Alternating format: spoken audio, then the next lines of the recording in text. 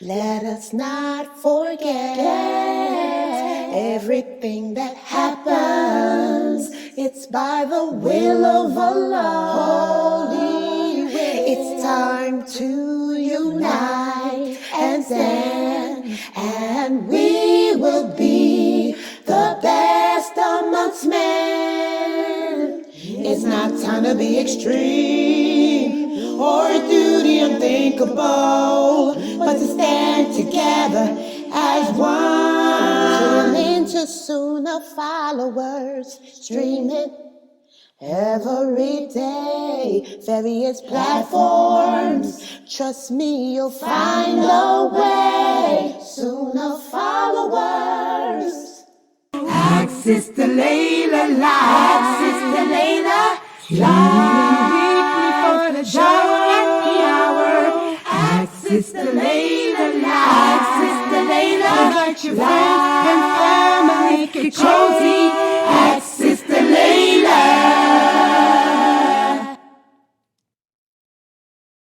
Ina alhamdulillah, wa salat, wa salam Allah, wa rasulullah. Welcome to the Ask Sister Laila live show. Subhanallah, subhanallah. I know I'm a little late today. Y'all know the drama always happens right before it's time for my class. Cats do something and all that crazy stuff. I had to clean up some cat stuff. Lord have mercy. I love my cats. Y'all know I'm, my little kunya. I'm Huraira. People don't know that's my kunya, Huraira, because I love cats and I've always had lots of cats. I've been a cat woman. But subhanallah, I don't know. These cats, ever since my Sammy died, the Karen is acting weird. He does weird stuff. So I had to clean up that litter box and all that. Plus I had to show. But alhamdulillah, we're here. Alhamdulillah, we've made it here. And let me talk about it. For those of you who have questions about Islam, there are several different ways you can get your questions answered. First of all, the easy way, you can type it on the screen. Just simply type your questions on the screen. If you are on Facebook, if you are on YouTube, if you are on Twitter, if you are on Twitch, if you are on DLive, if you are on Trovo, if you are on LinkedIn, and if you are on Instagram, all you have to do is type whatever questions you have, and inshallah, I'll be able to see them. I just cannot see the people on Rumble or Odyssey. If you are on Rumble and Odyssey and you have a question for me, you need to join Facebook or YouTube so I can see. And you know our channel is channel Sunnahfollowers. Excuse me, do I have any moderators here? Moderators? Yes, I'm here. Okay, please take care of that. Okay, so, wait a minute. Is everybody hosted up in there? Yes. Okay, good. All right. So alhamdulillah, guys, if Rumble or Odyssey, you have to join YouTube or Facebook so I can, or Twitter or LinkedIn. But all these other platforms, I can see your questions. We're also streaming live on Mixcloud too. That's the hip hop place. It's a hip hop scene. If you go to Mixcloud, look for channel Sunnahfollowers. I'm streaming live there as well. So, type your questions on the screen to get them answered. But if you would like to use the microphone, join our Zoom room. Just go to www.sunnahfollowers.net and click on Zoom room. It'll bring you directly here. You don't need a password or any of that. Okay. And that way, when you enter the Zoom room, for everybody on Zoom, let me share. Even though I'm streaming on there, you can see me. I cannot see no names or nothing. So don't private message me. If you have a question on Zoom, type it so everyone can see. So that way, Sister Precious or one of the moderators there, because Fame's not here today either. So type it so that people can read it to me. But don't private me, because I won't ever see it, because I don't even know who's in Zoom right now. Okay, so that's how you can get your questions asked. Also, if you are on our WhatsApp group, if you are on our Facebook, our WhatsApp group, let me change this too. If you are on the WhatsApp group, you can type your question there. And one of the sisters on WhatsApp, A1 and Precious, and y'all, keep your eyes on WhatsApp too, in case they have a question on there too. Yeah, see, May does all that for me. Okay, yeah, so keep your WhatsApp there. Oh, God, guys, hold on for 1 second, please. Just 1 second. 1 second.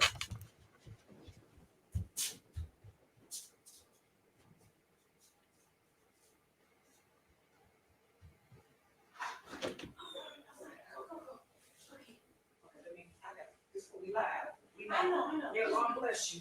Okay, just remember to lock the door. Okay. Wait, which one? Yes, for those of you who are in the WhatsApp group, I'm here. Simply just type your questions in the WhatsApp group, and the sisters can read it that way too. And I have a phone number too. You can also call in. Here it is. Hold on. Okay, you can also call in your questions to the, let me give you all the phone number. And I do have operators standing by. Here it is. You can also call that phone number, 862-370-2838. And I do have Sister Mayleon and her family. Assalamu alaikum, fams. You know, they're standing by because guess what? I forgot to charge my phone. But if y'all call that number, inshallah, Sister Mayleon or Sahara or one of them will pick up the call. Okay. So those are different ways that you can, get your questions answered.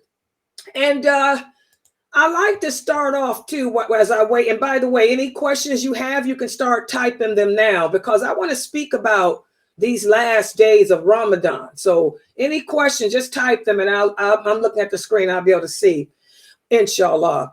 We're in the last few nights of Ramadan. You all know, inshallah, Ramadan over Wednesday, inshallah. And we're looking at possibly Wednesday because the eclipse is on Monday. So there ain't going to be no new crescent.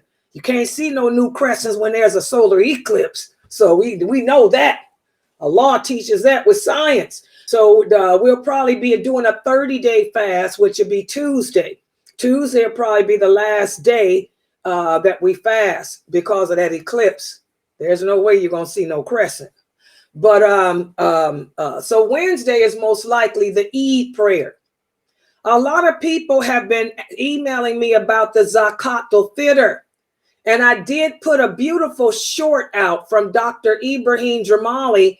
Dr. Jamali put a short out explaining the purpose of the ZakF Fitr. The purpose of the ZakF Fitr, it serves two purposes.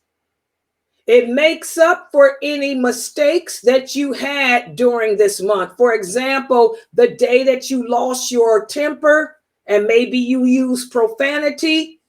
That's why we keep fasting, because the ZakF Fitr purifies any mistakes that you may have made during this month.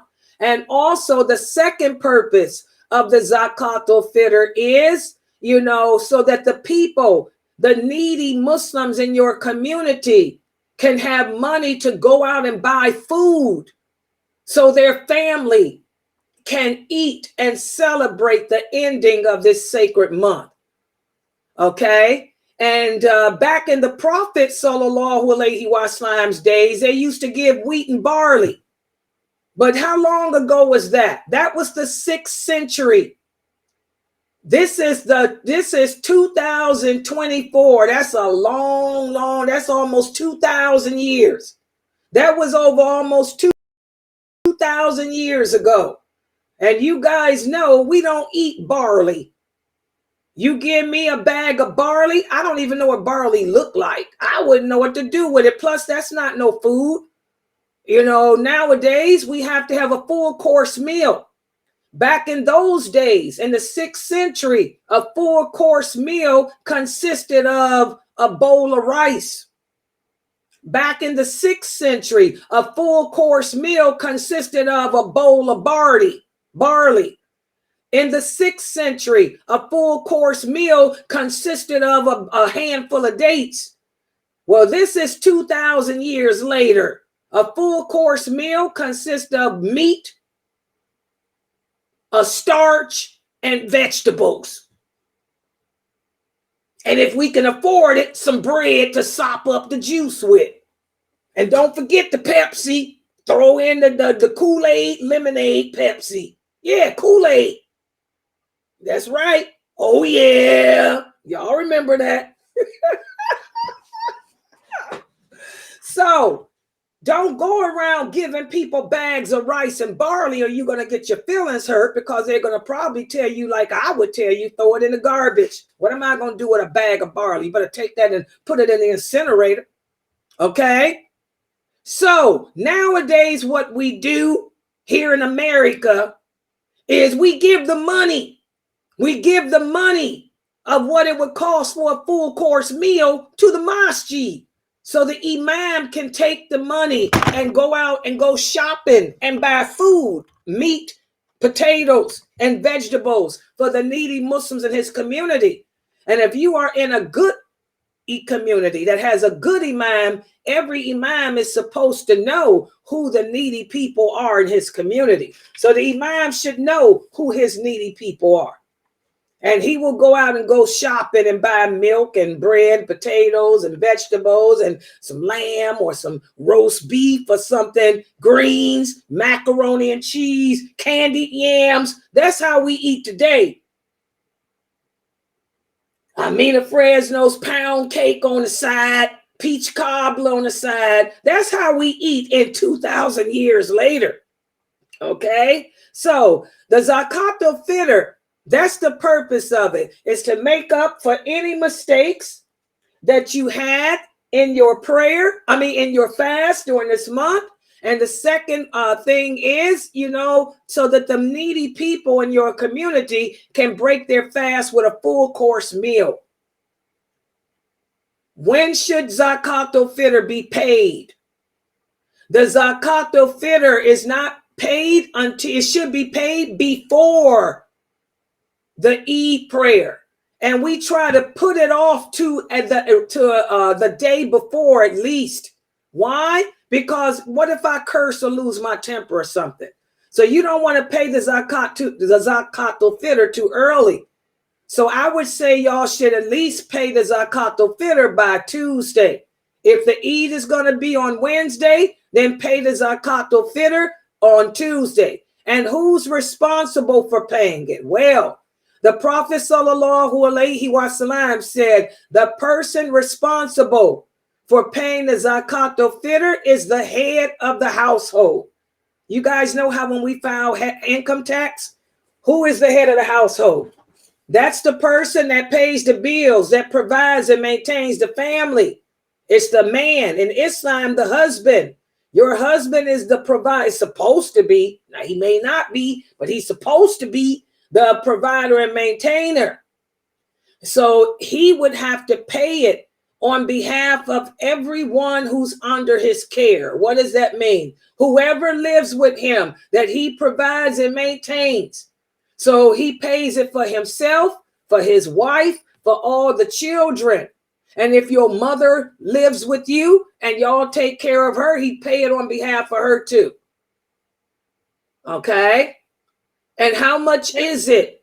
You have to call your local masjid because the cost is different depending on the cost of living where you live at.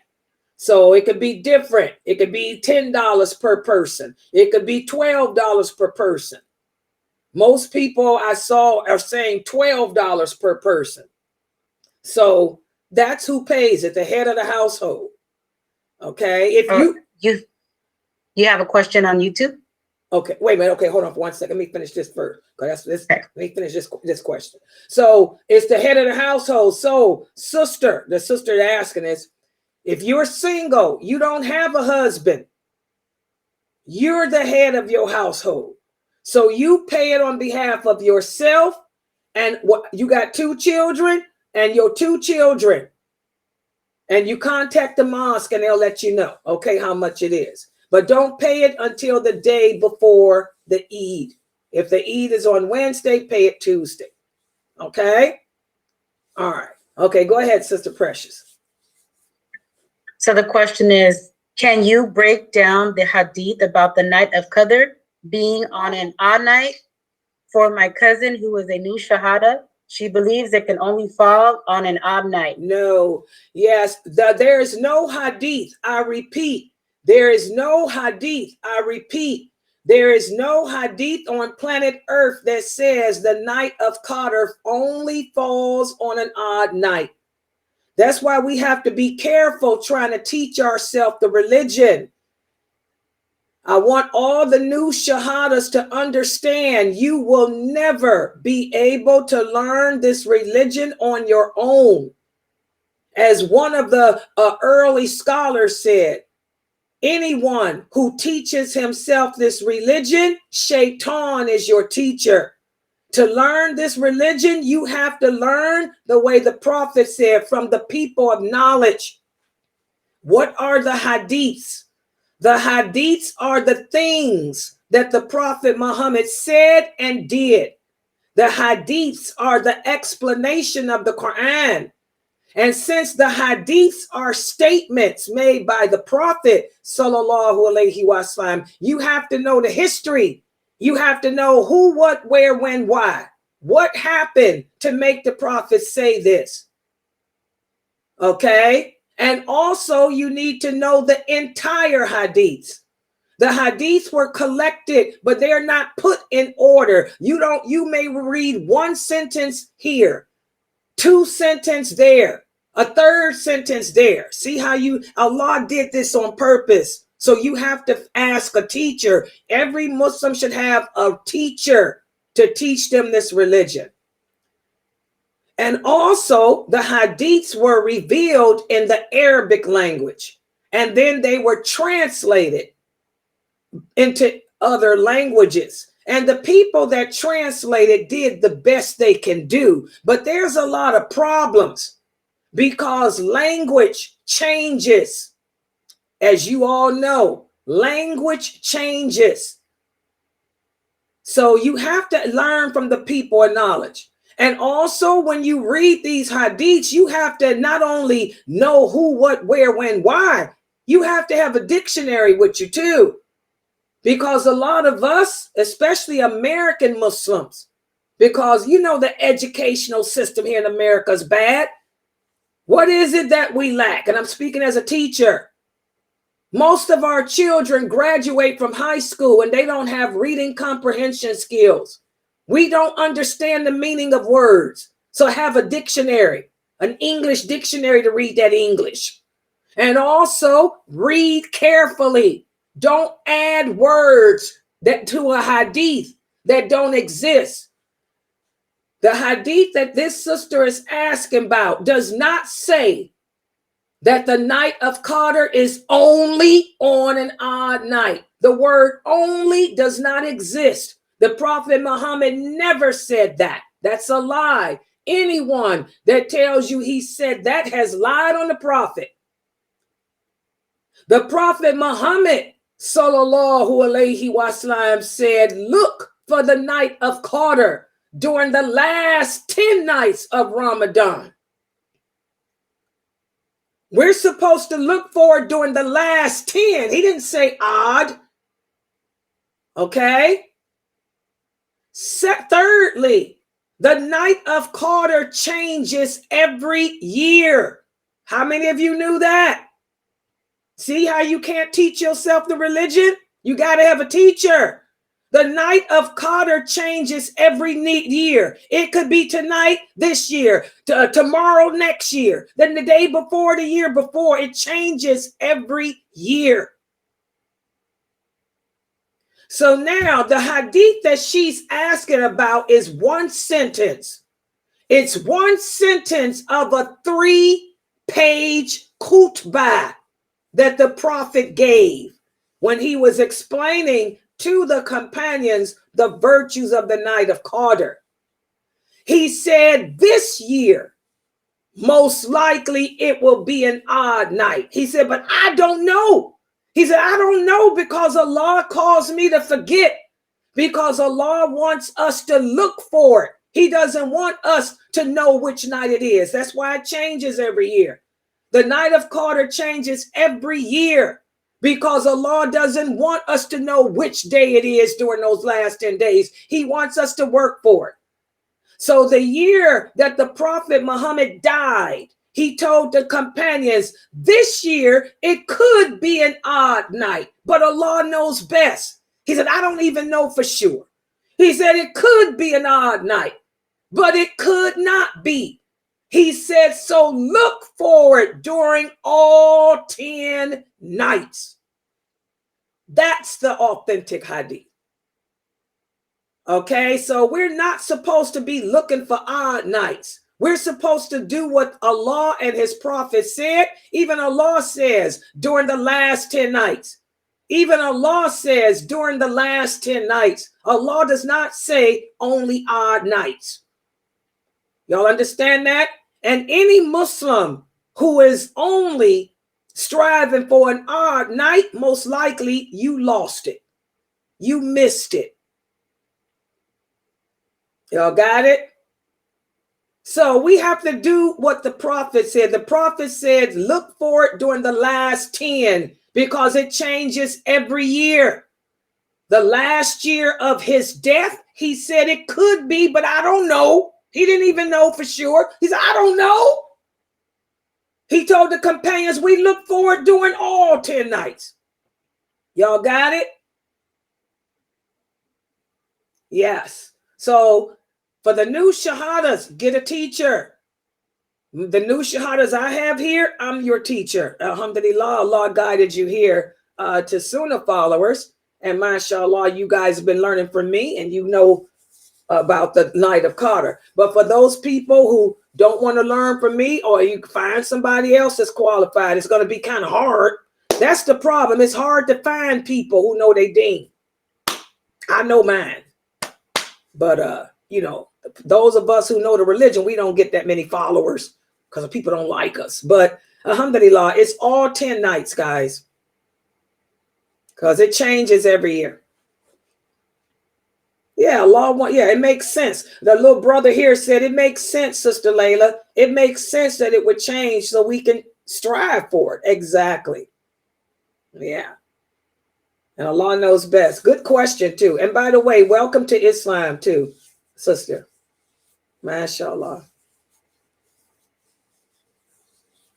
Okay, this sister here wants to know if drop shipping, what's drop shipping, sweetheart? Sister Mina, somebody, what's drop shipping? She wants to know if drop shipping is permissible. What's that? What's drop shipping, guys? I don't know what that is. Can you explain it? Okay, Madam is going to explain it to you. It's like when you take really cheap products, like that cost $1, and then you upcharge them to like $25 and sell them on the internet. No, this is a form of usury. Oh, no, that's cheating people. That's deceiving people. No, we don't do that type of stuff. Remember, guys, Allah is justice. Allah hates lying. Allah hates cheating. Allah hates deception. So if something that's jacking up the cost more. I mean, I can see if you buy it for $1 and sell it for $3, that's different. But to jack it all the way up to something like that, then that becomes oppressive.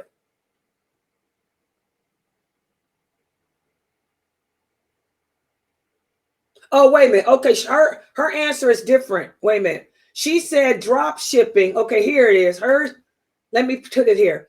She said drop shipping is when a person or a company sells goods on their website. Yeah, that's permissible. That's what we do. Exactly. Remember, guys, that nothing's wrong with that, Sarah. Mashallah, that's lawful. Even we do it here at Sunnah Followers. Remember, guys, here at Sunnah Followers, we have our Sunnah Followers shop, Sunnah Followers. You can go to our Sunnah Followers shop and order bags and purse, things like this. I don't make them. The company makes them, get a percentage of the sales. I do the design. I designed it, but the company does the shipping. That's permissible. Yeah, that's okay. Yeah, nothing's wrong with that. And by the way, guys, check out our Sunnah Followers shop because we got all kind of nice Ramadan gifts. You can order bags like this, and cross bags. And we also got bowls, and we got cell phone covers. Okay. We got clocks, all kind of things that are Sunnah. We got little jerseys you can get for the boys, cups with the Sunnah Follower logo. Here's another one of our bags that we sell. Yeah, check out our Sunnah Follower shop on Zazzle. Yeah, drop shipping, that's okay. Nothing's wrong with that. And a lot of okay, we have another question. Uh-huh. My daughter wants to know why we no longer have prophets. Oh, this is a good question. The reason why there are no more prophets is because we don't need any more. The Prophet Muhammad completed the mission of him, of all the other prophets. There's no need. The Quran was sent down as the book for all humanity to live by until the end of time. So there's no need for any more prophets. We have the Quran, and the Prophet Muhammad completed the mission of himself and everyone else that came before him. Sallallahu alaihi wasallam. So there's no need. We have messengers, but not prophets. We have messengers. I am a messenger. Okay. Jamali's a messenger. And when we say messenger, what does messenger mean? That doesn't mean that we are prophets. That means that we are people who convey the message of Allah, the message of the Prophet Muhammad sallallahu alaihi wasallam to others. We're ambassadors of the Prophet Muhammad sallallahu alaihi wasallam. We convey his message. So there'll always be messengers. Allah says that in the Quran. There'll always be a handful of believers that will always try to call the people to the truth. So there'll be messengers, but there's no need for no more prophets. And Allah knows best. Okay, we have a question here on Zoom. The person is asking, if we have frequent urination, can we combine the prayers? And if so, how often can we combine it? Like, can we combine them every day? Okay, one of the reasons for combining the prayers is traveling or sickness. And there's no time limit on that. If you have that problem that you're talking about, yes, you can combine. And how you can combine every day until you die, if that's your problem, because a lot of people have that. That's a sickness, and that sickness doesn't go away. Okay, but remember, you can only combine Dhuhr and Asr and Maghrib and Isha. That's it. You cannot combine nothing but those prayers there. You can combine Dhuhr and Asr and Maghrib and Isha. That's it. Okay. You don't shorten, but you can combine. Okay. You do it as long as until you die, since that's your problem. And Allah knows best. Okay. So the next question is, if your household person wants to send the Zakat al-Fitr back home, but you want to donate to your local masjid, can I donate mine, or do I have to go with my household person? Either one is okay. Either one is okay. Okay, like a lot of the sisters are doing here at Sunnah Followers. A lot of the sisters here are sending Zakat al-Fitr to help the Muslims in Ghana, that as you all know, that village in Ghana. And all of you sisters are getting a lot of rewards for that, because those Muslims got it so bad there. Okay. And then, if you want to give it to the local mosque, you can do either one. So it's up to you. Or you can do both, because it's a form of charity. You can do both. You can give to the people back home, as y'all say, and give to the mosque too. Either one. I mean, it's up to you. Okay. So the next question is, you know how Allah keeps on making generations and generations. Do they have to do the day of judgment, or is it all together with all the generations? On the day of judgment, all of us will be together. Everybody will be raised up out their graves. And the people who living on earth at that time, they will fall dead. Remember, the horn will be blown twice. The first time that the horn is blown is to cause everything to die. So the people living on earth, when the last hour comes, when the first horn is blown, they'll drop dead. And then when the second horn is sounded, then everybody will raise up from out the grave, and everybody that died will raise up. So we will all be judged together. We will all be judged together. One nation, each nation by itself. The Prophet Muhammad's nation, which is our nation, will be the first. We will be judged before anyone else. Okay. Let's see. Yeah, good question. Very good questions you guys are asking. Sister Amina, you guys had an earthquake in Philadelphia? Wait a minute. This is the scrub city. What happened? Y'all had an earthquake in Philadelphia?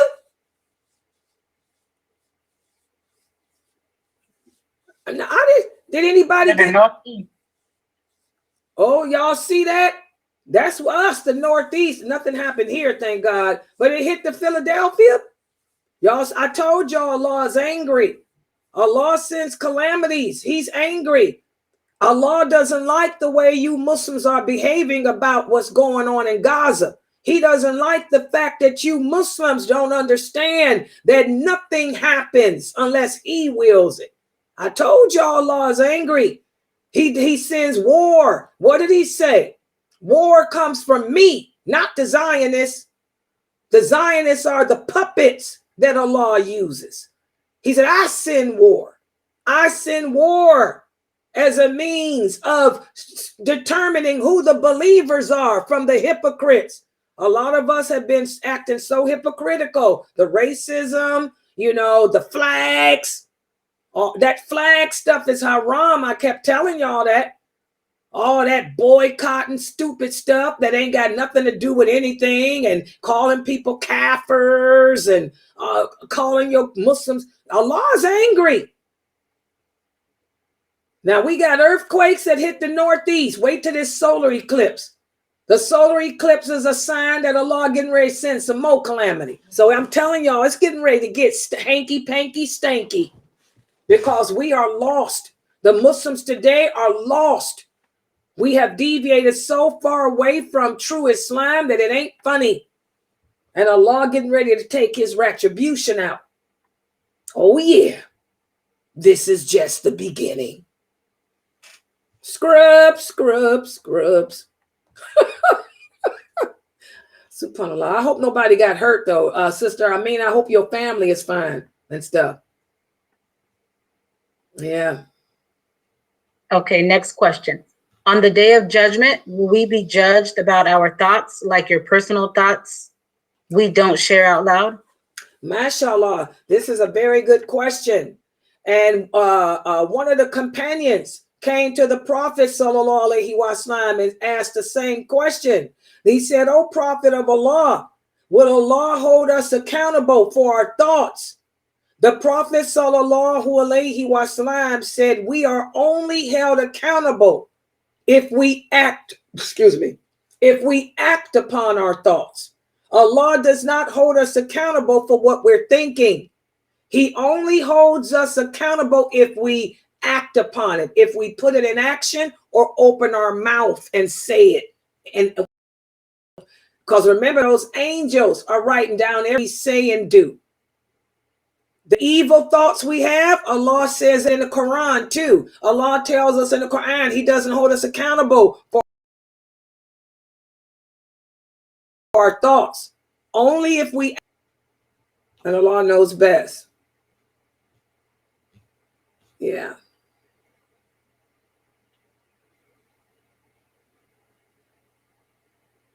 Let's see. These are some very good questions. And those questions came from my kids.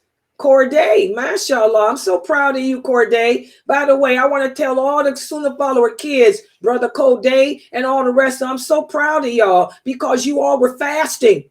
And I can tell because look at these questions came from the kids. Y'all see where the kids are? The kids are up there and they're thinking right now. Their fitra has been reignited. Their fitra is awakened. The kids are up there. They're thinking about the hereafter. The kids are thinking about the hereafter. Where are the parents? What are we thinking? I'm so proud of these children.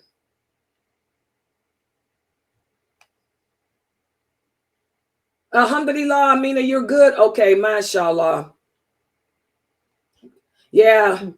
You know, this is Allah's punishment. And I that's why I'm speaking out. You know, the Prophet sallallahu alaihi wasallam said, it's when we fail to speak out against the evil that Allah will send his wrath. I see the evil going on too. We all do. We see how Islam has become strange. We see what the Ruwaybida have done and are doing to our way of life. It's the job of the daya, myself and others, to speak out. I don't see these brothers speaking out. I'm going to be honest. Here in America, I don't see these brothers speaking out. All I see are the brothers trying to get pity. I haven't heard no brother tell y'all that those flags are haram. I'm the only person I know who I've heard here tell y'all that this flag stuff is haram. Protesting is haram. Y'all don't know nothing about boycotting. All that stuff is crazy. I ain't heard none of these brothers speak out. So it's only natural that Allah sent an earthquake to us. Right here in America, look at where the people are. Look at where the daya are. Are you speaking out? I'm speaking out here. I'm trying to hold Cleveland down. Hello, Cleveland rocks. I'm the Northeast too, but we didn't forget it here. Cleveland rocks. Laila's here speaking out. What are you other brothers doing? You daya. Are y'all speaking out? Or are y'all getting the people to sympathize instead of empathize? Sad. Subhanallah. Okay, go ahead. Let's see. Okay. Yeah. My daughter wants to know why we can't watch the eclipse. She is 8 and her class will be going out to watch the eclipse. Who said you can't watch the eclipse? Your mommy doesn't, maybe your mommy doesn't want you to be around the non-Muslims. I'm going to be watching the eclipse. Y'all know, let me show y'all. Looky here. Layla got her glasses. Y'all know I'm going to be checking out the eclipse. Yeah, I'm going to tell y'all what to do on the day of the eclipse. When the eclipse begins, make 2 rakats. The Prophet sallallahu alaihi wasallam said, whenever there's an eclipse, that's a sign of Allah's anger. That's a sign that Allah is angry and he's about to send punishment. So get to the mosque. He walked the streets of Medina and the Prophet told the companions, get to the mosque, get to the mosque, get to the mosque and call upon Allah. Repent from your sins, repent from your sins and give in charity. Give in charity because Allah is angry. He's getting ready to send his wrath. So when Monday's eclipse come, especially those of us that will see it, for those of us from Texas all the way through the Northeast, that includes all of us in Philly and Cleveland and New York, we're going to get the whole view. Cleveland, Philly, New Jersey, we getting the whole view. So that means Allah getting ready to send it. That earthquake was the first warning. So the first thing we do on that day, we make 2 rakats. And we ask, when the eclipse begins, we make 2 rakats. And we ask Allah to forgive us of our sins and give in charity. That's Monday. Do an extra little bit of charity. Last days of Ramadan too. Sunnah followers, hook up with Brother Mukhtar. Y'all know what to do here at Sunnah Followers. Give some charity, sisters. And then after that, Layla gonna go sit out on the patio and she gonna watch the eclipse. Yeah, I got my glasses because I'm into science and I want to see. Remember, Allah says in the Quran, take heed to his signs. The eclipse are signs of Allah.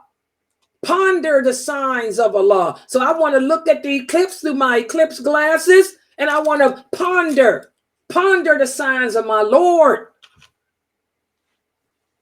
So you can watch it at home with your mom. Maybe your mom doesn't want you watching it with the non-Muslims. Maybe she wants you to come home and make 2 rakats with her.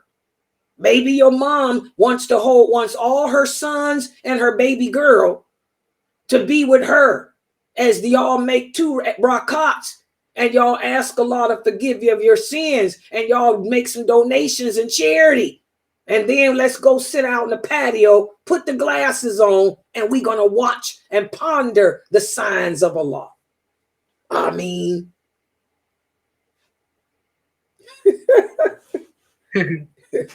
yeah. The next question is, what can get us through the grave and how can we answer the 3 questions correctly? Okay, let me talk about that for a minute. First of all, the prophet said you're not going to be able to answer those questions if you were a hypocrite. Unless you were practicing this religion, unless your aqidah, your belief, that's why I'm telling all the new shahadas, forget about trying to learn Aleph, Bad, Taz, Jim, Ha. No, you focus on aqidah, what it means to believe in Allah, what it means to believe in his angels, his books, the stuff I'm teaching here. What is wala wal bara? How do I show my allegiance to Allah, my allegiance to the Prophet, my allegiance to the Muslims? And we back to that after Ramadan, diluting wala wal bara. Make sure y'all get the book, Sheikh Kareem Abu Zaid. Hello, the masterpiece. Okay? Focus on that. The Prophet Muhammad sallallahu alaihi wasallam said, if your aqidah is not correct, you ain't going to be able to answer. So how can you answer those questions? Learn the religion correctly. And not just learn it, practice it. Obey Allah. Obey his Prophet, sallallahu alaihi wasallam. Do what they command us to do. Don't follow anyone but the Prophet Muhammad, sallallahu alaihi wasallam. Cling to his sunnah. Cling to his sayings. Cling to his example and not anybody else's. That's the only way you'll get through the grave. If you don't have the correct belief system, you going down to the hellfire. And that's just the reality. Ain't no nice way to say it. We got to take this deen more seriously, people. The way the Muslims around the world have been acting since Allah sent that war to Gaza, it shows how messed up we are. We're just corrupt. This is Ramadan. This is the month of the Quran. The masjids are the houses of Allah. But turn on your TV and you see these ignorant Muslims doing Taraweeh prayer in Times Square with prostitutes walking around, people smoking crack, TV, music. The houses of Allah are the masjids, not the streets. And these people are doing Taraweeh in the streets because they want to make the Guinness Book of Records. What kind of stuff is that? Oh yeah, that's why Allah sent that earthquake to the northeast coast. Y'all see, Amina? Hello. Where were the Taraweeh prayers being held out in the streets at? Hello. Bring it home, Philly. Bring it home, New York, New York. Hello. Every time we deviate away from what Allah commands, there will be repercussions. This is the most sacred month of the year. All the blessings a man gets praying in the mosque, he out in Times Square and in the streets to be seen, to show off, to make the book of Guinness records. Reap what we sow. And it's getting ready to get worse. Oh, yeah. Yeah. So the next question is, why are flags haram? And why is protesting haram? Real simple. First of all, as Muslims, when we declare La ilaha illallah, Muhammadur Rasulullah, we're giving allegiance. We're pledging allegiance to Allah. We're pledging allegiance to the Prophet Muhammad sallallahu alaihi wasallam. We're pledging allegiance to the religion of Islam, and we're pledging allegiance to all the Muslims on earth. We're not pledging allegiance to one group of Muslims. We're not pledging allegiance to a country. We're not pledging allegiance to a race or a tribe. Flags separate. Flags separate. Flags divide.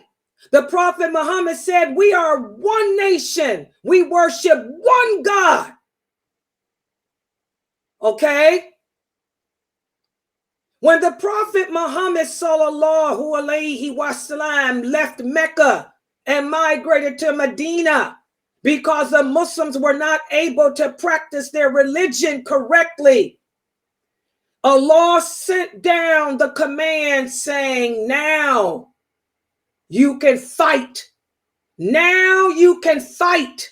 Now you can fight against your oppressors. The Arabs were a tribal people then, just like they are racist tribal people today. They ain't changed. Haven't changed. Okay? So, when the Prophet Muhammad gathered the companions together in the mosque, he said, Allah has sent down a command for us to fight. And the first thing one of the companions said is, what will be the standard? What will be the standard? That's the flag. All this is in Sahih Bukhari and Muslim. Laila don't make it up. I know my deen. They said, what will the standard be, O Prophet of Allah? The Ansar, they said, we're the ones that took you in. So we should use our flag, our tribal flag as the standard. And then another tribe, the Aus, they said, O Prophet of Allah, what about our flag? Let us use our tribal flag as the standard. And then other tribes start asking, they want to use their flag.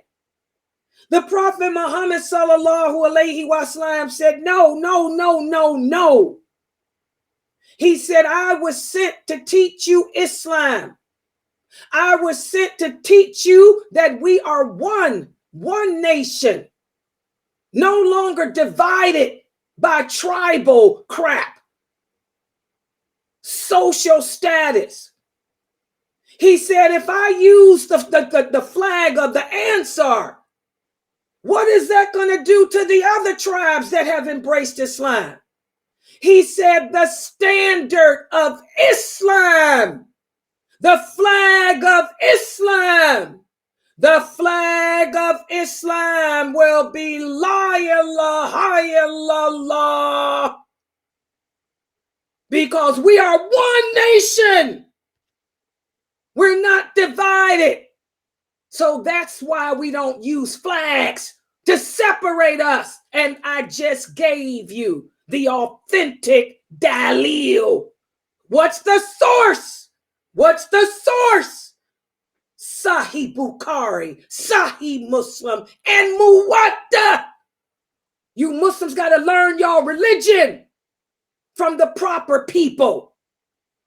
That's why Allah sent that earthquake. That's why he getting ready to send more. Hello. Whenever we deviate away from traditional Islam and we adapt this pagan crap that we've adapted, there will always be chaos. There will always be consequences. I don't see the flag of Nigeria. Where's the flag of Nigeria? The Muslims of Nigeria as we speak, and they've been going through it for years. Where's the flag of Ghana? Where are the flags of Ghana? Those Muslims have been drinking mud. They bathe. They drink water in the same river with the hippopotamus. They have no homes. They've been living in tents their whole life because nobody cared enough to try to help them to build a house, to have running water.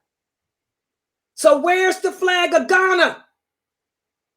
Where's the flag of the Congo? Muslims have been genocided there for years too.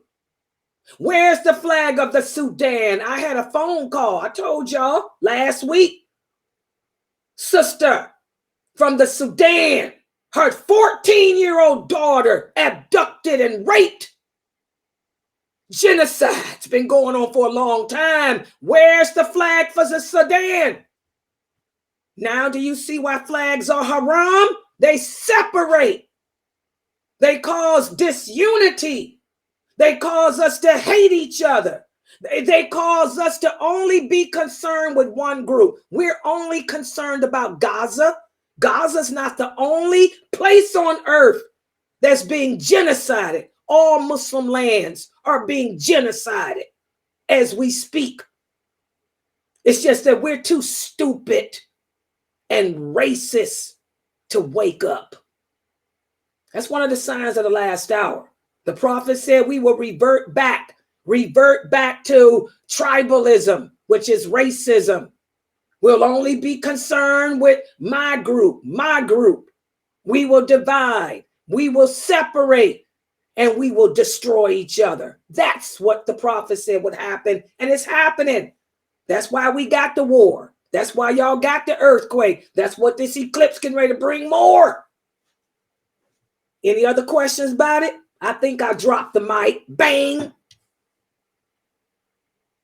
Who's protesting for Ghana? Who's protesting for Nigeria? Who's protesting for Congo? Who's protesting for Yemen? Who's protesting for these other Muslim countries, the Muslims in China? Who's protesting for the Muslims in India? Who's protesting for the Muslims in Pakistan? Y'all see? I rest my case and drop the mic. Boom. Any other questions?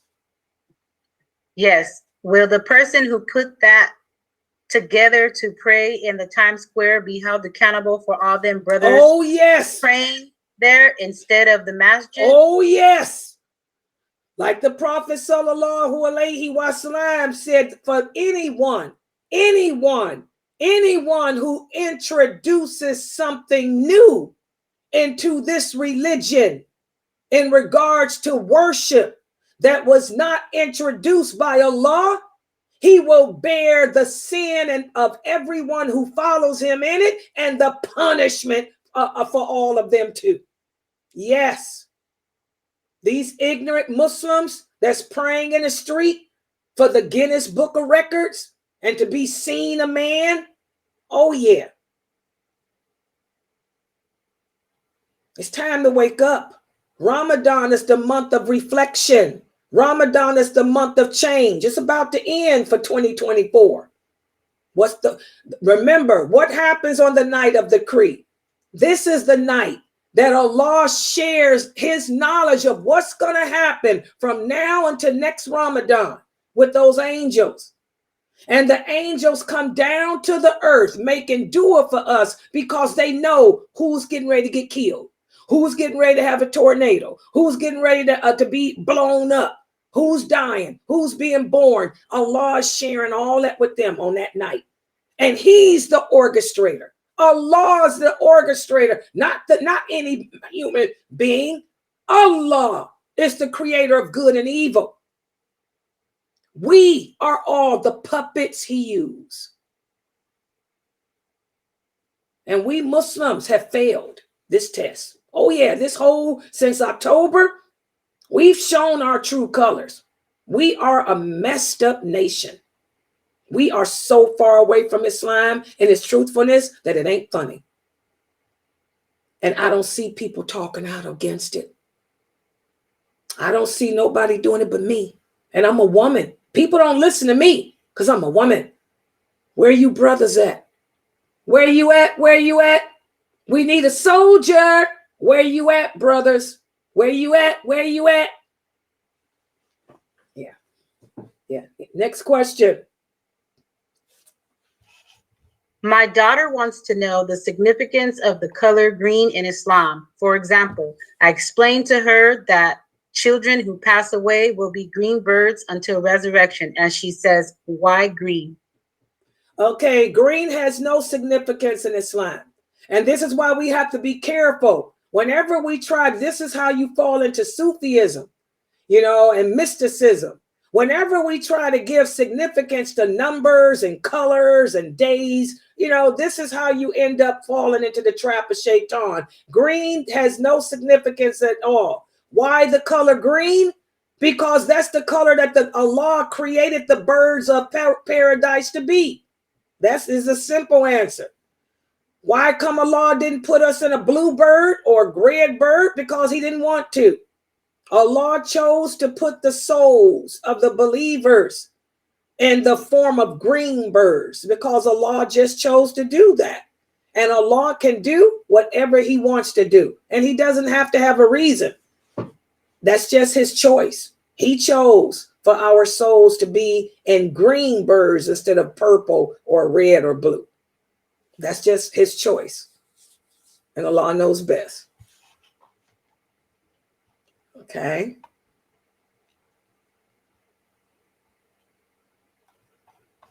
Everybody understand?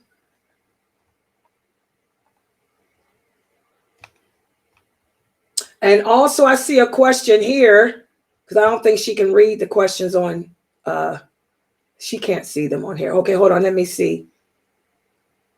Okay, hold on. Why? Okay, well, no. What is the meaning of free mixing? There was a Sahur fast feast that happened a few weeks ago.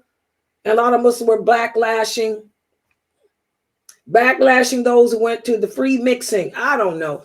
In Islam, free mixing is when women and men are gathering together without abiding by the laws of hijab that Allah made for us. That's what does free mixing mean in Islam? I don't know what these people think it means. But what Allah means when he says no free mixing, he's talking about women and men gathering together and not observing the laws that he put in effect for us. For example, we women have to dress correctly. When we go out in the public around men, we have to draw our hijabs over our bosoms. We have to wear abayas. And for the men, we have to lower our gazes. We cannot be looking at each other, checking people out, trying to get a man and all of that. So free mixing is when women and men come together and they fail to observe the laws of covering and separation that Allah has created for us. That's what free mixing is in Islam. Now, I don't know what these people were doing, but that's what it is. I can go around men. I can even sit at a table and eat with men as long as I am dressed correctly.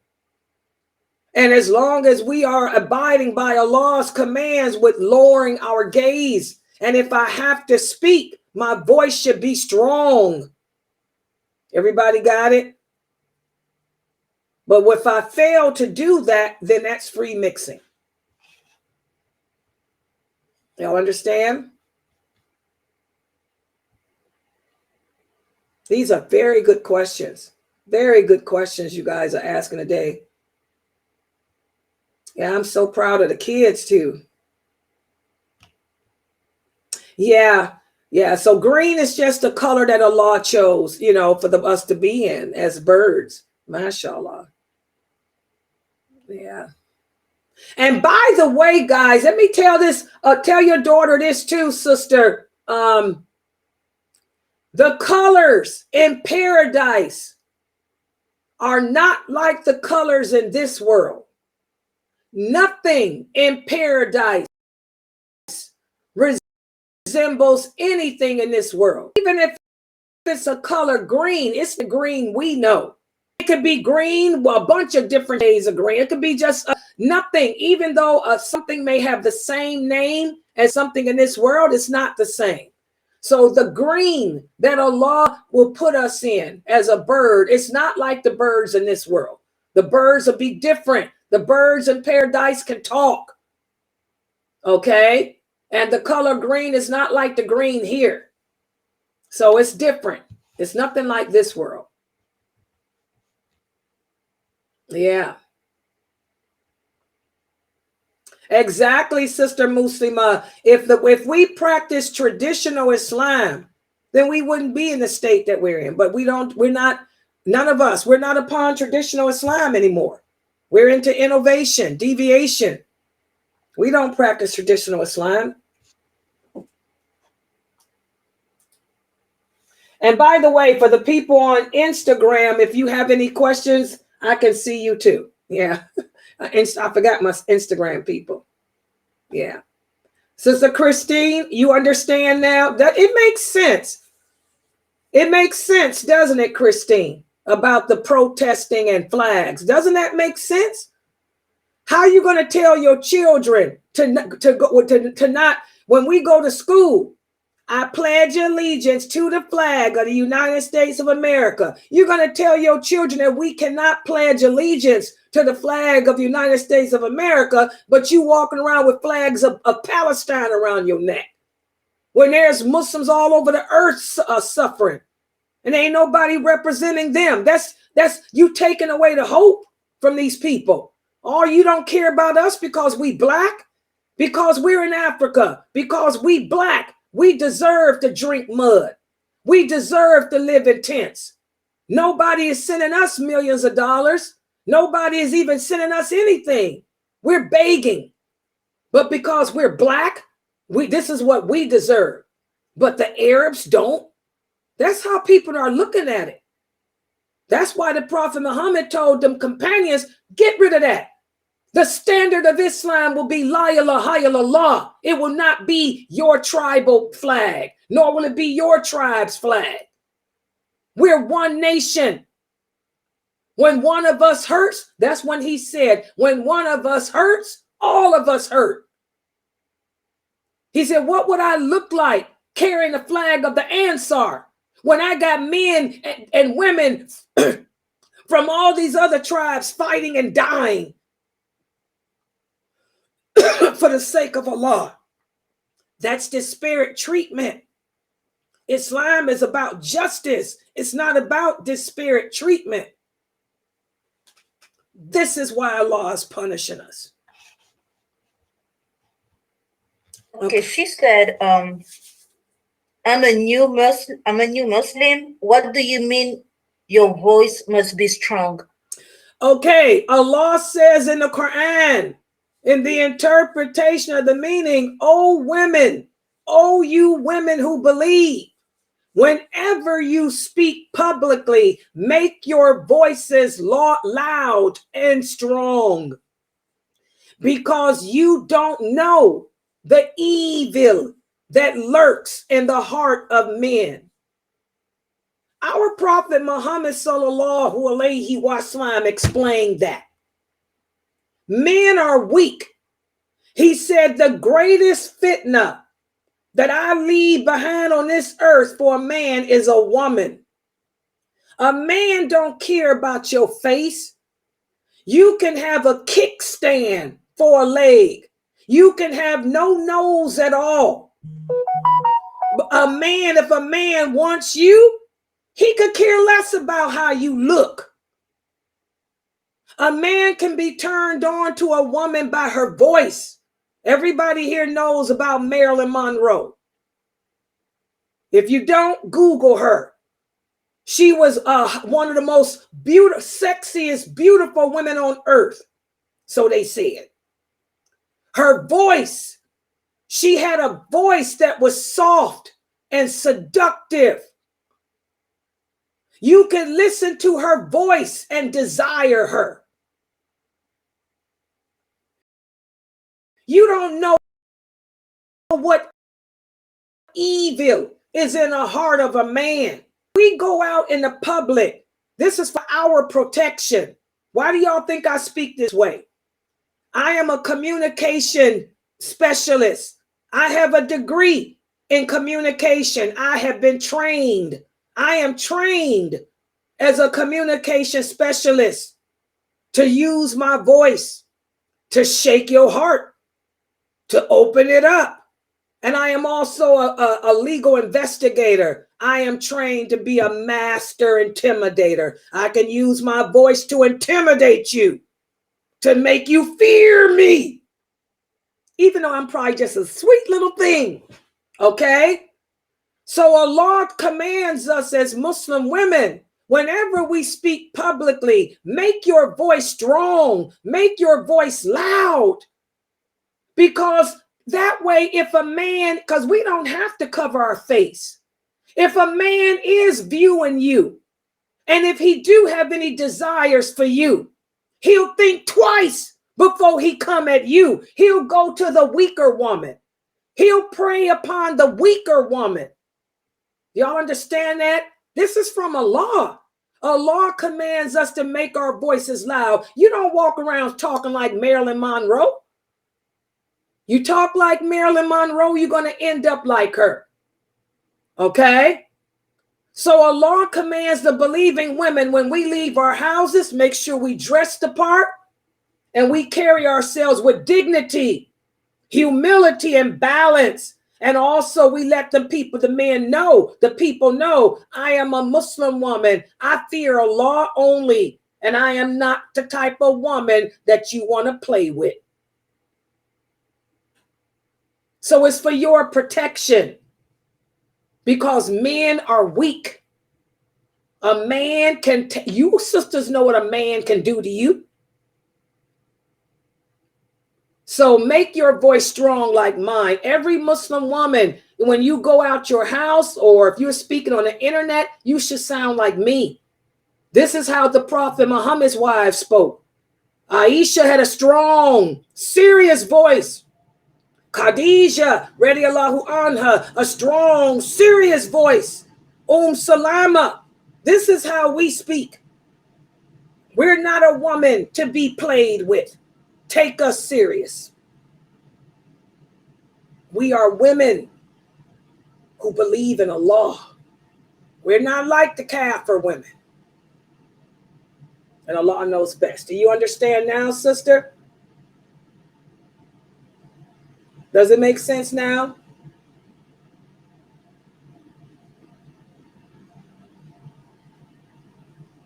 Yeah, you understand? Yeah, it makes sense. It makes sense, Christine, doesn't it? Remember, guys, all the rules and all the laws that Allah make for us women is for our protection. Why do we dress this way? We dress this way because we are women of dignity. We are women of humility and balance. I don't have to show my nakedness to you. No one is deserving of seeing my nakedness but my husband. But when I leave my house, I'm beautiful. I'm covered up, and I'm more beautiful than Nicki Minaj. Put Nicki Minaj and Beyonce next to Layla. They can't hold a candle to me. I'm going to stand out over Beyonce. I'm going to stand out over Nicki Minaj, and I'm covered because I'm a woman of dignity. I'm a woman of humility, balance, finesse.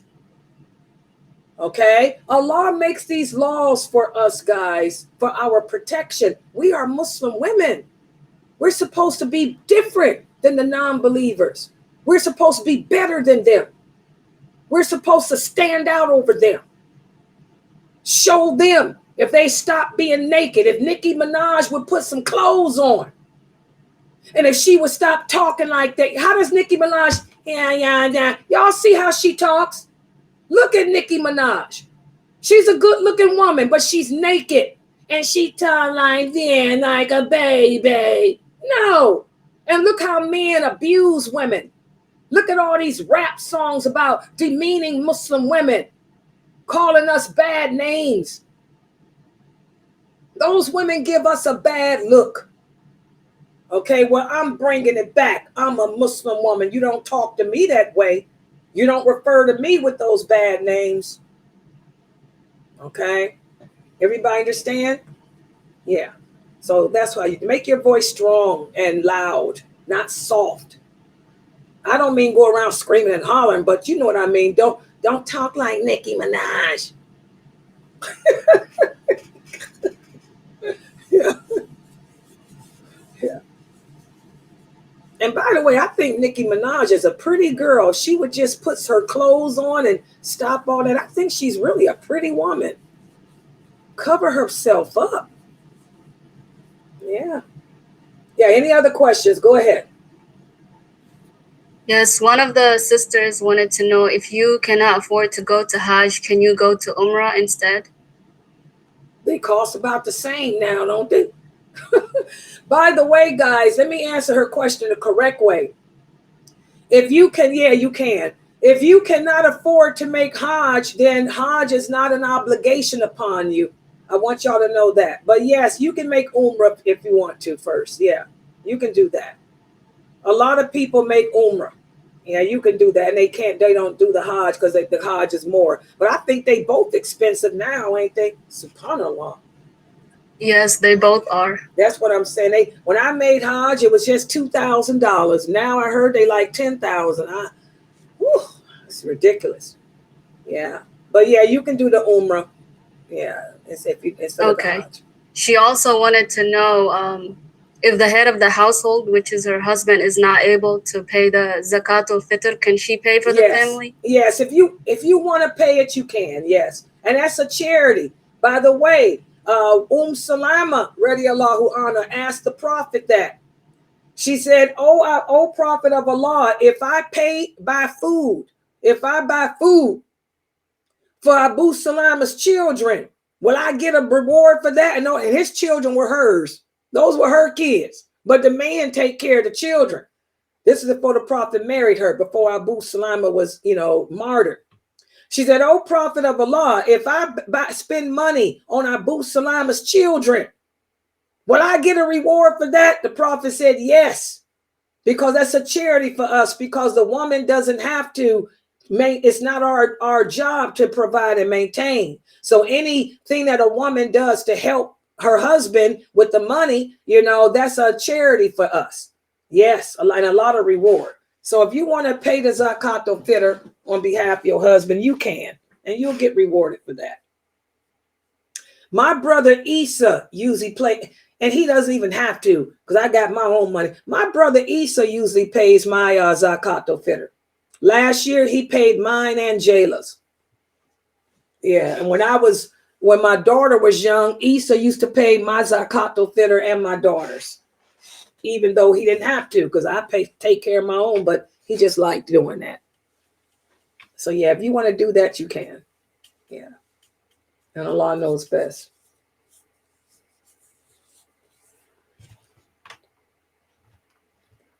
Yeah, the sister here.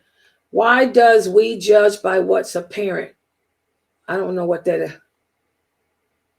I don't know what that is. Again, guys, what hadith? Sister Sarah, you have to give me the hadith. I don't know. What do you mean? We judge by what's apparent. Like I told you guys, this is the danger. This is the danger of reading hadiths without the people of knowledge, because what happened, you have to know who, what, where, when, why. That's just one sentence of what? What's the hadith? What happened? Who, what, where, when, why? Okay, you have to know the story. What's the story? What happened to make the Prophet say that? We judge by what's apparent. I don't know what that means. What do you mean? What's the hadith? That's just a sentence. That's not a hadith. That's a sentence. What's the hadith? And then the second part of her question is, a lot of Muslims say it's judging. Oh, judging is not haram. Judging is not haram. In fact, we're supposed to judge each other's behavior. The hadith that you're talking about is a hadith that addresses the behavior of the people. The Prophet Muhammad sallallahu alaihi wasallam said, be careful. That is talking about when the Prophet said, be careful who you choose to be your friends, because a man takes on the characteristics and the religion of his friends. We judge by your actions. Apparent means action.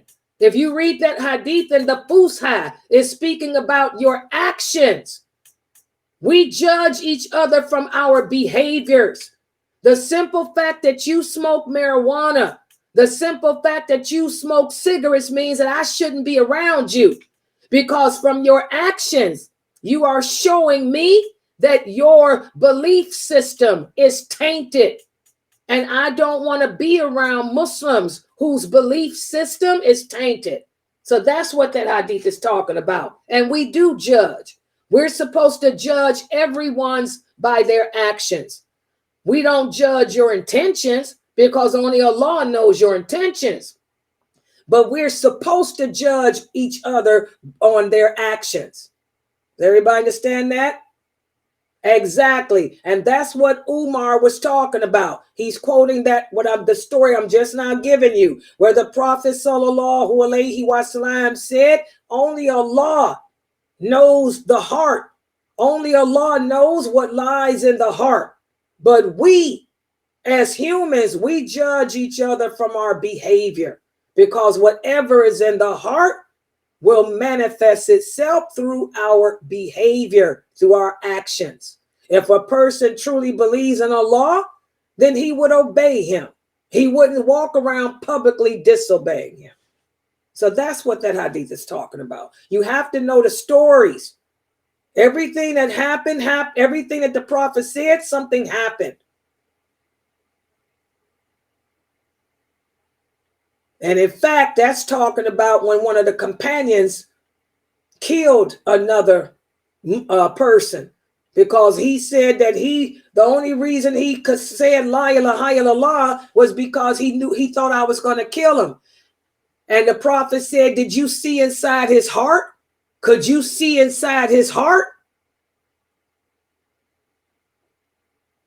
And when Umar made that statement, that was when Umar was the caliph. He was the leader over the Muslims. And he told the people that when he sent his army out, he said, you are going out to fight against the Persians. But if they declare La ilaha illallah, do not kill them. And don't try to figure out if they for real about what they say or not, because we leave their inner intentions to Allah. We judge from what's outward. So if a person declares La ilaha illallah, Muhammadur Rasulullah, then we stop fighting against them. That's what Umar meant when he said that. So we have to know the history of Islam. Be careful playing around with them hadiths, guys. You got to learn from a teacher. And Allah knows best. Next question. Go ahead. Okay, you can go ahead, sister. Hello? Go ahead, Umar. Okay. Yeah, my question is like how Sister Laila, you say we can give the zakat al-fitr back to our country.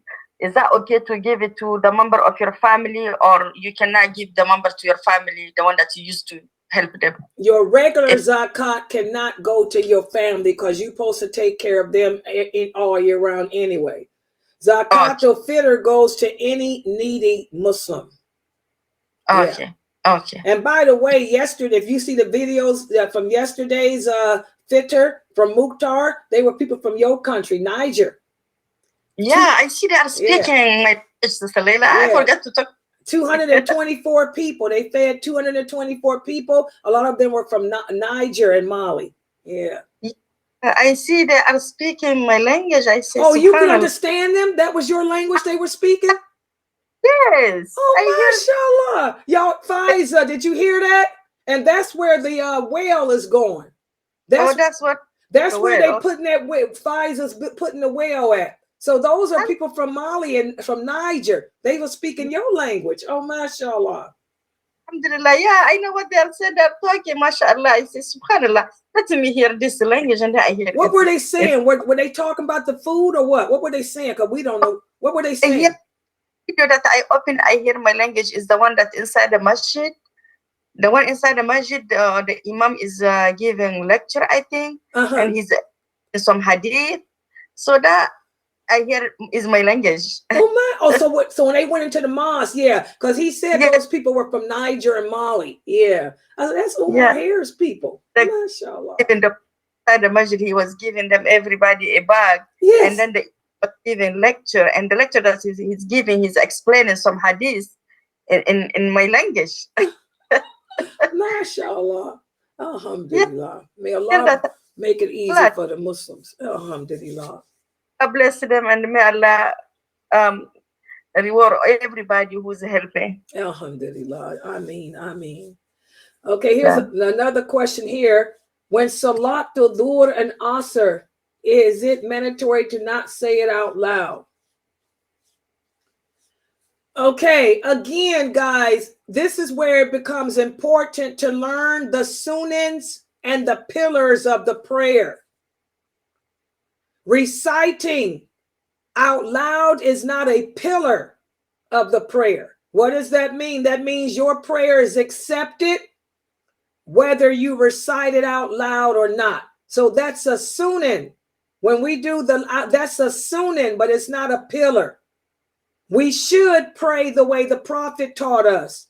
The Prophet sallallahu alaihi wasallam taught us that to say that Dhuhr and Asr, the first two out loud. So we do it because that's how the Prophet did. But if you don't say it out loud, is your prayer still accepted? Yes, it is. But try to do it following the sunnah of the Prophet. But the reciting out loud is not a pillar. It's a sunnah. Okay? And Allah knows best. Okay, Sister Laila, there's a question. She said, I had a dream in the morning about my parents. They have both passed away. Are dreams between 9 a.m. and 11 a.m. have meaning? No. And this is another thing too. This is why the Prophet Muhammad sallallahu alaihi wasallam told us, don't put so much emphasis in dreams. Because your dreams can be inspired by yourself, by shaitan, or Allah. Most of the time they come from ourself or shaitan. The Prophet sallallahu alaihi wasallam said, good dreams come from Allah. And if you have a good dream, just simply say Alhamdulillah. Bad dreams come from yourself or shaitan. If you have a bad dream, say A'udhu billahi minash shaitanir rajim, and the dream will not be able to harm you. But that's it. There's nothing in Islam that says if you dream at a certain time, it means nothing. That's Sufism. We got to get away from all that mysticism and all that Sufism. So if you dream about your parents, say Alhamdulillah if it was a good dream and keep it moving. If you dream about your parents, it was a bad dream, say A'udhu billahi and keep it moving. Because, it doesn't, you don't know what that is. Shaitan can take on the appearance of people that are dead. The jinn can take on the appearance of people who are dead. The jinn can take on the appearance of people who are dead. Those are ghosts. Ghosts are jinn. And the jinn can come to you in your sleep and they can make you think that you're talking to a dead person and that you in paradise just to take you out of Islam. So don't read too much into a dream. But there's nothing in Islam that says that if it's a certain time, it means nothing. That's Sufism. That's not Islam. And Allah knows best. Yeah. All right, next question.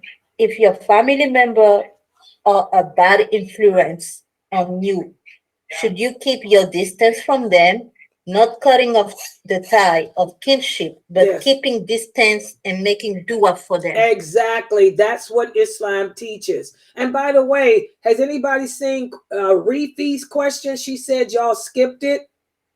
Oh, I just read it. It's the one you just answered. Okay, yeah. Yeah, that's what Islam teaches of. If you got family members that are, bad influence, stay away. Don't cut the tie of kinship, but keep your distance. Yeah, that's the Islamic way. You're handling it the correct way. That's the way we handle bad family members. You're doing a good job, and Allah knows best. I have someone wanted to know if they can use the 401k to build a mosque. You can use your 401k to do whatever you want with it. Do whatever you want.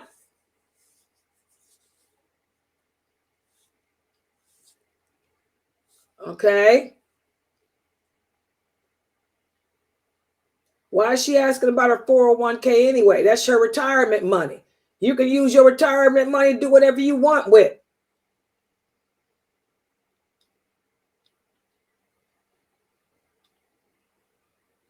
Okay. Another question. A group of Muslims came to the masjid and Salat Asr. They only Salat 2 rakah. Is this permissible? Maybe they were traveling. The prayer can be shortened if you are traveling. The 4 rakat prayers can be shortened to just 2 rakats if you are traveling. So maybe they did 2 rakats because they were travelers. And Allah knows best. Yeah, so if they were travelers, then they can do it. They can shorten it from 4 rakats to 2. And Allah knows best. Yeah. Yeah, we have to beware of Sufism. Most Muslims belong to the Mu'tazila, the Sufi sects. Sorry, that's just how it is. We got to be careful of them. The Sufis, they got so many mystics. They're into that mysticism. Okay, another question is, my husband passed away. Where should I do my 4 months and 10 days at? In my house or my parents' house? Okay, let me talk about that. I'm glad she brought this up. There's a misconception. There's a lot of Muslim women that think that if their husband dies, they cannot leave the house. That is not what that hadith means. That is not what the Prophet said. That is not. I know sisters that because their husband died, they stop going to work. They lose their job. I'm like, why didn't you go to work? My husband's dead. I can't leave the house. Who told you that? That's not what that hadith is saying. I mean, it's really terrible how we really don't understand the hadiths. You know, we don't have the proper teachers. The Prophet sallallahu alaihi wasallam said, when a man dies, his widow is the responsibility of his family, which means that who's going to take care of you during that waiting period? The waiting period for a widow is 4 months and 10 days. Allah gives the widower 4 months and 10 days so she can try to find a job, find a place to live, and get her life together. And during that waiting period, his family is supposed to pay your bills. They're supposed to provide for you. They're supposed to pay your rent and maintain you for those 4 months and 10 days. So when the Prophet said don't leave his house, it doesn't mean that you can't go outside the house. It's talking about you are the responsibility of his family. They have to provide and maintain you and pay your bills for 4 months and 10 days. You stay in whatever house. They can't throw you out. Say, for example, you living in your husband's house. He died.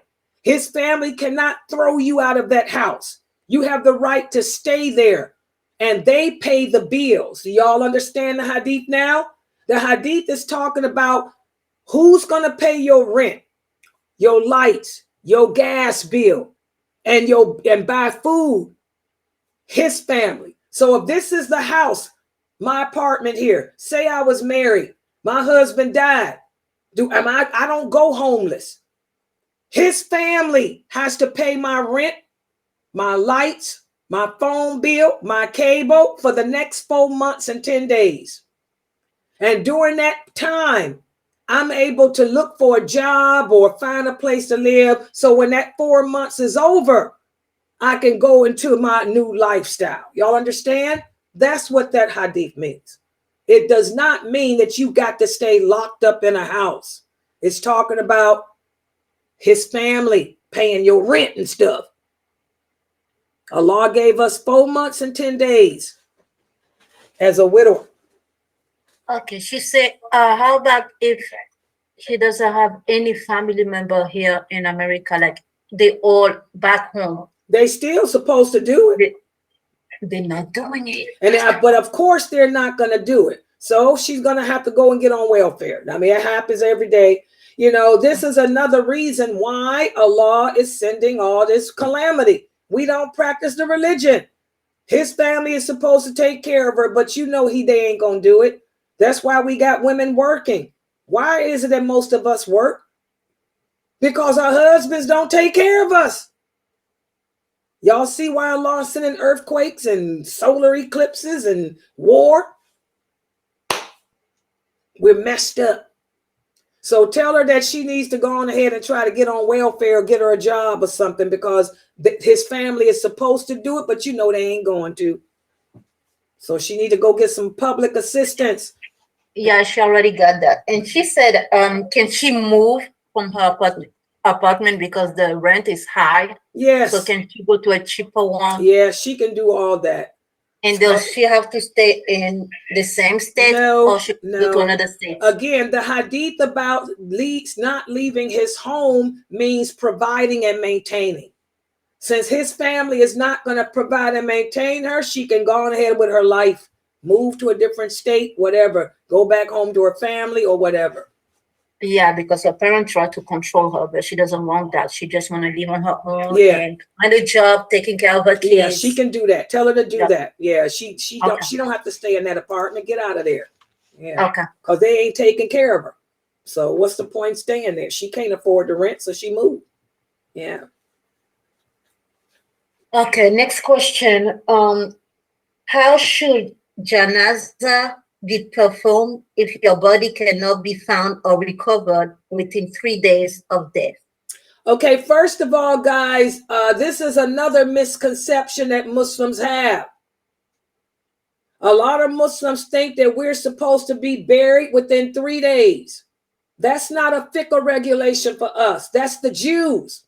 The Jews are buried that way. In Islam, we bury our dead as soon as possible, as soon as we're able to. Did you guys know that when the Prophet Muhammad sallallahu alaihi wasallam died, he was not buried until after 7 days? His body lay on a table for 7 days. Okay? What's the source? Bukhari, Muslim, Muwatta. All right? So you try to bury the body as soon as possible. But if they cannot find the body parts, then you just do a janaza without that. Everybody understand? If there's no body part, then you do what we do without it. But we don't have to be buried in 3 days. That's the Jews' fiqh regulation, not ours. Ours is as soon as possible, as soon as we're able to. Yeah. Okay. Okay. Next question. A lot of Muslims not growing beard. They always shave it off. A Muslim say it's a sunnah. Is this true? The Prophet Sallallahu alayhi wasallam said, we Muslim men are to be different from the non-Muslim. So do not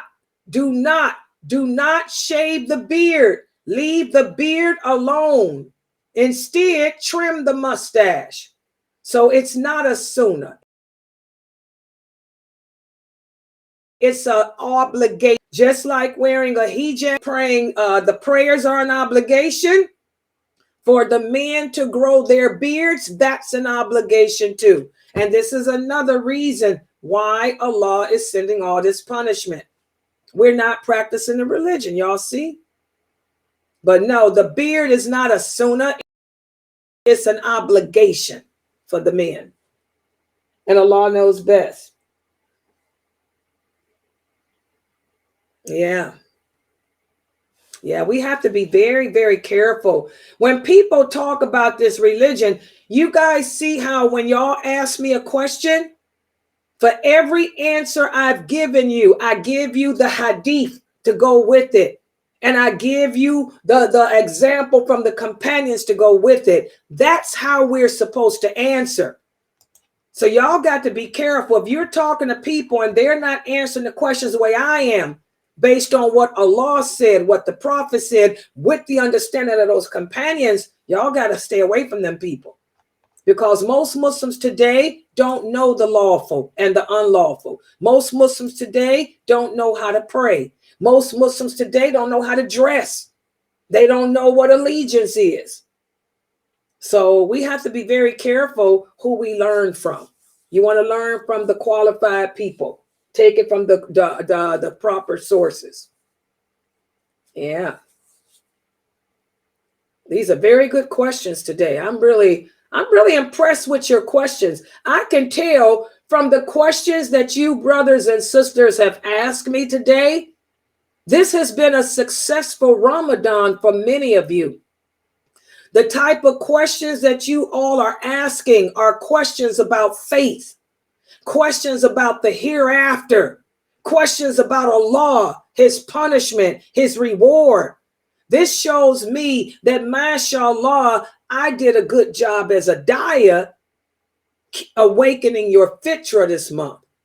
And you all did good jobs as Muslims trying to become righteous and better, because let's look at your questions. They were not even questions about marriage today. Did y'all notice that? We haven't had not one question about marriage. They were all about faith, the hereafter. I am so proud of you all of you.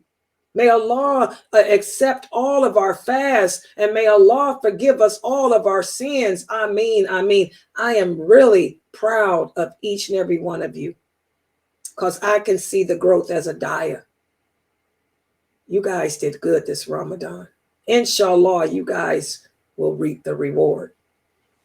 Yeah, alhamdulillah. Any other questions? Go ahead. Some sister. Oh, that person asked the question about the dream. Okay, because somebody said, no yeah. Okay, question. Okay, go ahead. You got another one? Go ahead. No, there's no question on YouTube. Yeah. Okay, hold on. Yeah, I'm checking this out. Wait a minute. What is this one? Yeah, my WhatsApp thing. Okay. Yeah, mashallah. Yes, for tomorrow, just to let you guys know, Dr. Ali and Dr. Jamali's weekend class will resume after the Eid. So that's the good thing. I don't have to wake up early tomorrow. I can sleep. I ain't had no sleep. Me too. Yeah, and I want to thank you, AY, for holding this website down, girl. You hold it down for us, that's for sure. And you do make it easier for me handling the other sisters here. And by the way, guys, Brother Mukhtar is very proud of all you sisters too, and he's got everybody's ransom. I told him that the ransoms here, we got so many sick sisters who are unable to fast, and he said that's why he's trying to get y'all's ransoms out first. He got Sabrine's today and the other sister today, so he's trying to get the ransom people first because he know these are our ransoms. Alhamdulillah. And I'm proud of all of y'all. And by the way, let me talk about that ransom for a minute. Oh, let me check something right quick. Make sure my cats. Hold on.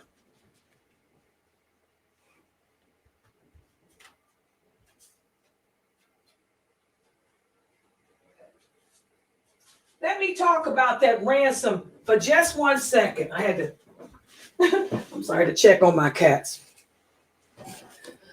I don't want, for you sisters who fall in the category of paying the ransom because you're unable to fast due to your sicknesses. The ransom is your fast. You got the same rewards as the sisters who ain't sick. Y'all understand that? Don't feel bad that because you fall in the category of ransom, you got the same rewards as a woman that fasts. By paying that ransom like you sisters have done, that's your fast. So Allah will, inshallah, forgive you of all your sins and all of that. You get the same rewards as if you were fasting. So don't think that you are being cheated or anything like that. That's your personal jinn. Shaitan wants us to think that we're losing out on blessings and losing out on deeds and stuff like that. So your ransom was your fast. You know, a lot of y'all paid y'all fast. Y'all got that. It's done. Y'all got that. All you got to do is keep making dua, asking for forgiveness, and inshallah, you got the reward of Ramadan. So don't let Shaitan play with you about your ransom like that. Yeah. Any other questions? Yes, tomorrow. Yes, tomorrow. She wants to know the classes tomorrow. Tomorrow is Saturday. We have Dr. Asim. And by the way, Dr. Asim's class, he sent me a message. It will still be on the Qadr. Wait a minute. Let me read it to y'all. He sent me a text earlier. Yesterday or day before, one of them. He said, please ask the group to listen and share the same topic. Okay, it's going to be about the Night of Qadr. That surah of the Quran that Dr. Asim went over about the night of decree. He's going to continue that tomorrow. That's at, what time is his class? At 4? Wait a minute, let me see. What time? Because he did his class at 4, right? Last time.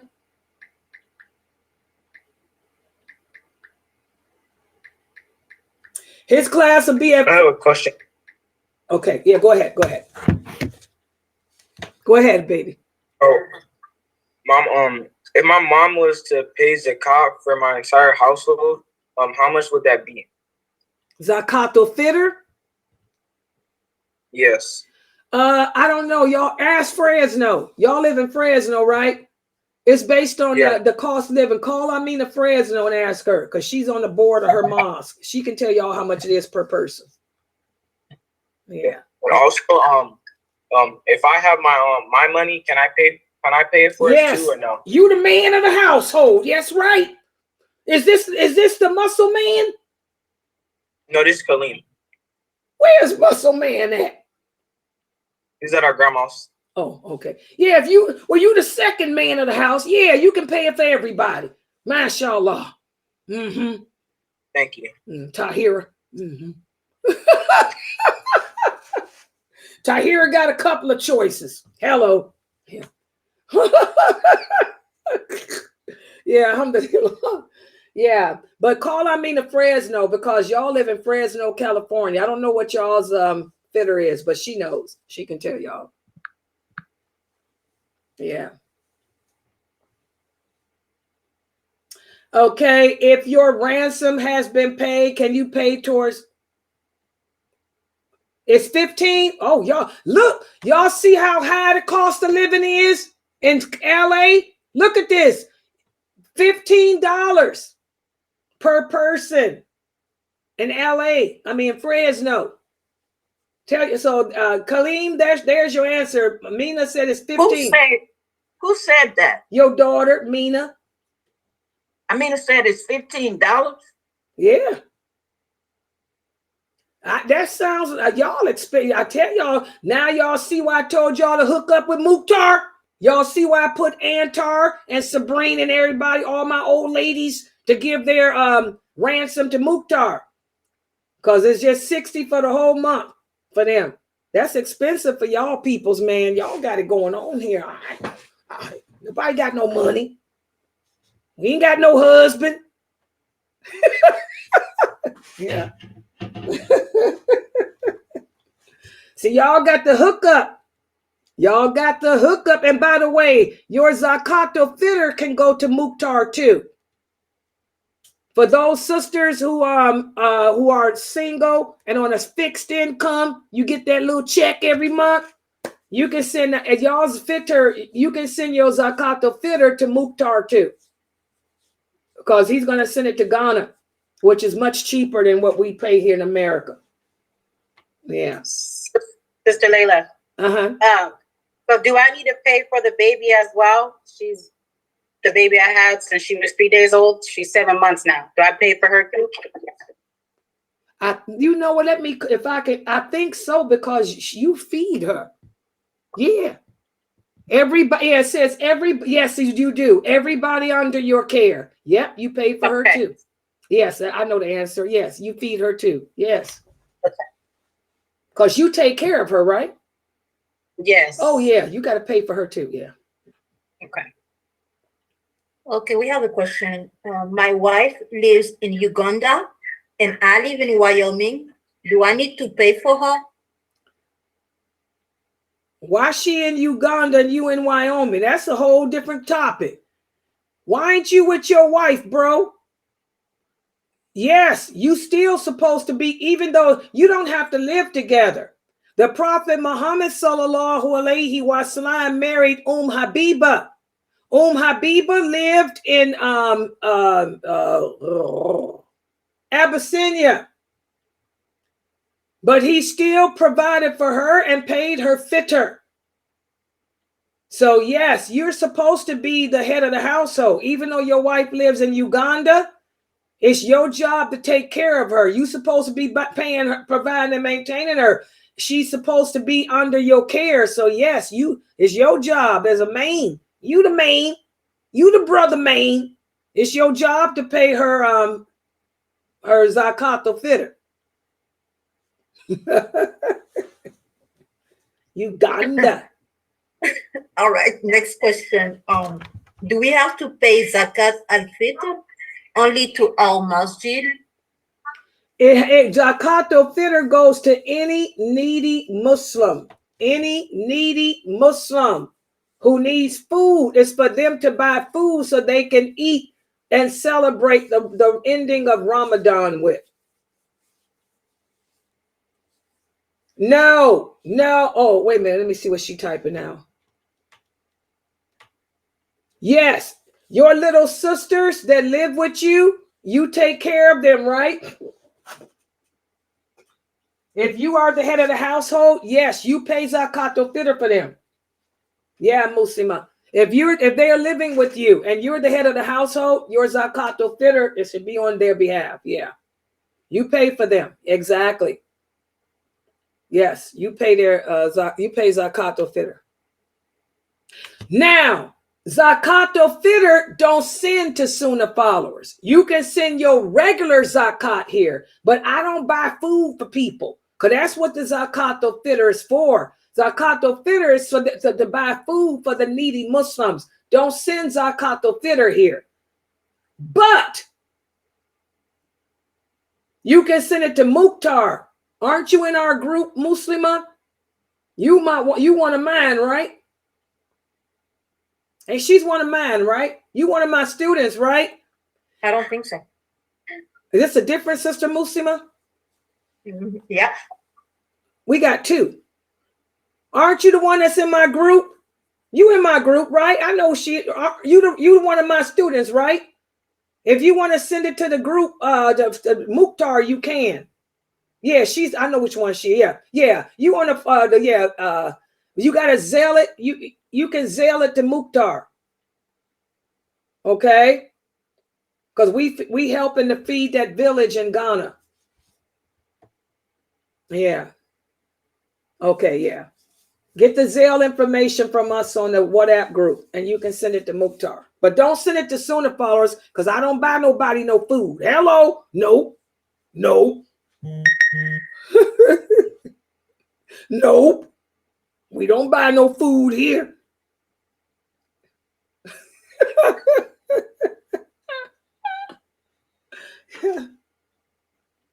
Yeah. Okay, we have a question on Zoom. I have had a really bad day today. I lost control of myself and cursed someone out. Will my fast still count, sister? I feel terrible. Was that Fatima? I don't know. It says iPhone. Fatima. Girl, it's been I don't know what was up with today, guys. This was a hard day a bad day for me too. I don't know. Like I told you, I woke up this morning. I didn't go to sleep. I was up all night, no sleep, because I had an appointment to get my hair done. Y'all know I've been talking about how I need my hair done. Drove an hour and a half to get my hair done. I go in the shop, 3 men sitting there. 3 men in the shop getting their fingernails done. I said, is this the Gay Blade show? What is this? Gay Blade? I was so done. I went into a GERD attack. I was so up, and I'm thinking about it now. It's making me sick. You know, I got anxiety. And it wasn't the lady's fault. She said she didn't even know that these men was coming in for this other stylist to do. She's sitting there doing their fingernails. I said, what is this, the Gay Blade show? So I had to go drive another hour and a half to go back home, get my hair done. I went into an anxiety attack, had to break my fast. Oh, yeah. Yeah, acid reflux. Y'all know what happens with GERD when you get upset. It came right up. So I had to break my fast. It was a bad day. Okay, I didn't curse anybody out, but I had to break my fast. But so the day's been kind of harsh, but don't worry about it. If you got mad and cursed somebody out, that's what the ZakF is for.